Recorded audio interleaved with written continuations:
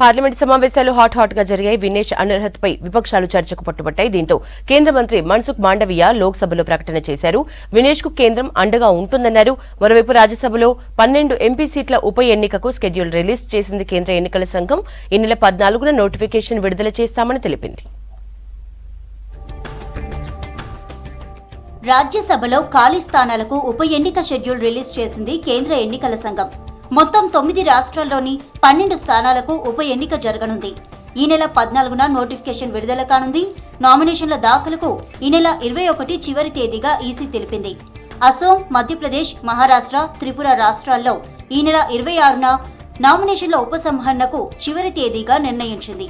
అలాగే బీహార్, హర్యానా, రాజస్థాన్, తెలంగాణ, ఒడిశా రాష్ట్రాలకు ఈ నెల 27 చివరి తేదీగా తెలిపింది. అదే రోజు సాయంత్రం 5 గంటలకు ఓట్ల లెక్కింపు జరుగుతుందని తెలిపింది ఈసీ.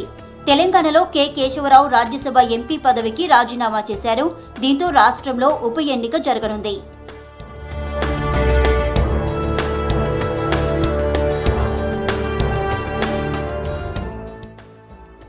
పార్లమెంటు సమావేశాలు వాడివేడిగా జరిగాయి.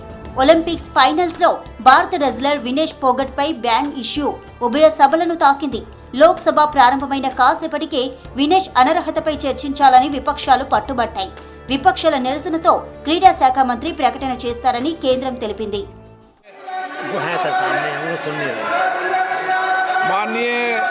డాక్టర్ ప్రభా మల్లికార్జున్ ప్యారిస్ ఒలింపిక్స్ ఫైనల్స్ లో రెజ్లర్ వినేష్ ఫోగాట్ అనర్హతపై కేంద్ర క్రీడా మంత్రి మన్సుఖ్ మాండవీయ స్పందించారు. ఓవర్ వెయిట్ తో వినేష్ ను పోటీల నుంచి తప్పించినట్లు లోక్సభలో తెలిపారు. దీనిపై యునైటెడ్ వరల్డ్ రెజ్లింగ్ కు ఐఓఏ తీవ్ర నిరసన తెలిపిందన్నారు. ప్యారిస్ లో ఐఓఏ ప్రెసిడెంట్ పీటీ ఉషాతోనూ ప్రధాని మోదీ మాట్లాడారని చెప్పారు. వినేష్ తో పాటు సిబ్బందికి ఏ ఇబ్బంది లేకుండా ప్రభుత్వం ఏర్పాట్లు చేసిందన్నారు మాండవీయ. भारतीय ओलंपिक संघ ने अंतर्राष्ट्रीय कुश्ती संघ से कड़ा विरोध भी दर्ज किया है. प्रधानमंत्री जी ने स्वयं उसके साथ बातचीत करके उचित कार्यवाही करने के लिए, उचित एक्शन लेने के लिए भी उसको कहा गया है. इनको ओलंपिक के लिए इनके अतिरिक्त व्यक्तिगत सहायक स्टाफ जैसे विभिन्न स्पायरिंग पार्टनर्स, स्ट्रेंथ ऑफ कंडीशनिंग विशेषज्ञ के लिए वित्तीय सहायता प्रदान की गई. కేంద్ర బడ్జెట్లో మధ్య తరగతి ప్రజలకు సరైన ప్రాతినిధ్యం లభించిందన్నారు కేంద్ర ఆర్థిక మంత్రి నిర్మలా సీతారామన్. సంపన్నులకు మాత్రమే లబ్ధి చేకూర్చేలా బడ్జెట్ ఉందనే ప్రతిపక్షాల వాదన అర్థం లేనిదన్నారు. దేశంలో పన్నులు సరళంగా చేయడానికి ప్రభుత్వం కృషి చేస్తుందన్నారు. ఎల్ఐసి, వైద్య బీమాపై 18% జీఎస్టీని తొలగించాలన్న ప్రతిపక్షాల డిమాండ్ను తప్పుబట్టారు Nirmala. Small and middle income tax payers will pay tax on dividends at even less than 10%, which is the effective income tax rate. So this argument, oh, you're taxing less for the corporate, you're giving it all to the big corporates, you're burdening the ordinary middle class citizen, is not well founded. I would like honorable members to disabuse themselves of this misunderstanding on this issue. కేరళలోని వైనాడ్ ఘటనను జాతీయ విపత్తుగా ప్రకటించాలన్నారు LOP నేత రాహుల్ గాంధీ. బాధితులకు పరిహారం పెంచాలని, సమగ్ర పునరావాస ప్యాకేజీని ప్రకటించాలని కేంద్రాన్ని డిమాండ్ చేశారు. లోక్సభ 0 అవర్లో వైనాడ్ విపత్తుపై ఆయన మాట్లాడారు. వైనాడ్ బాధితులను ఆదుకునేందుకు అన్ని వర్గాల ప్రజలు ముందుకు రావడంపై హర్షం వ్యక్తం చేశారు Rahul. So I would urge the union government to support a comprehensive rehabilitation package for Wayanad, including for building disaster resilient infrastructure and to help the affected communities.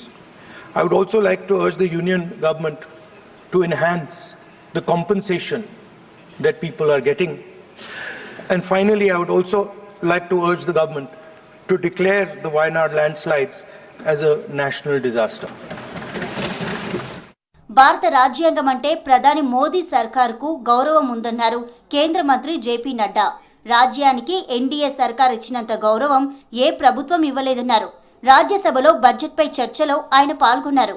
రాజ్యాంగ పీఠిక మార్చుతారనే ప్రచారంలో నిజం లేదన్నారు. గతంలో కాంగ్రెస్ సర్కార్ ఏకంగా 90 సార్లు రాజ్యాంగాన్ని సవరించిందని ఆరోపించారు. ఆర్ఎస్ఎస్ దేశాన్ని ప్రేమించే సంస్థ అని అభివర్ణించారు JP Nadda. Source original text book होता है. दूसरी बात, मैंने ना एनसीईआरटी की टेक्स्ट बुक देखी है, ना मैंने चेंज देखा है, लेकिन मैं यहां पर पूरी जिम्मेवारी के साथ कह सकता हूं कि मोदी जी के नेतृत्व में चलने वाली सरकार ने जितना संविधान को इज्जत देकर के आगे बढ़ने का तय किया है, किसी सरकार ने नहीं किया। और प्रियम्बल के साथ छेड़छाड़ करने का सवाल ही नहीं उठता। ఒలింపిక్స్ లో వినేష్ ఫోగట్ పై బ్యాన్ భారత క్రీడా చరిత్రలో బ్లాక్ డే అన్నారు కాంగ్రెస్ ఎంపీ రణ్దీప్ సింగ్ సుర్జేవాలా. మోదీ ప్రభుత్వంలో భారత క్రీడా వ్యవస్థ అధ్వానంగా తయారైందన్నారు. సెమీఫైనల్స్ కు ముందు వరకు ఆమె బరువు సరిగానే ఉంటే తెల్లారేసరికి ఎలా పెరిగిందన్నారు. వినేష్ పై బ్యాన్ పడటంలో కుట్ర కోణం ఉందన్నారు సుర్జేవాలా.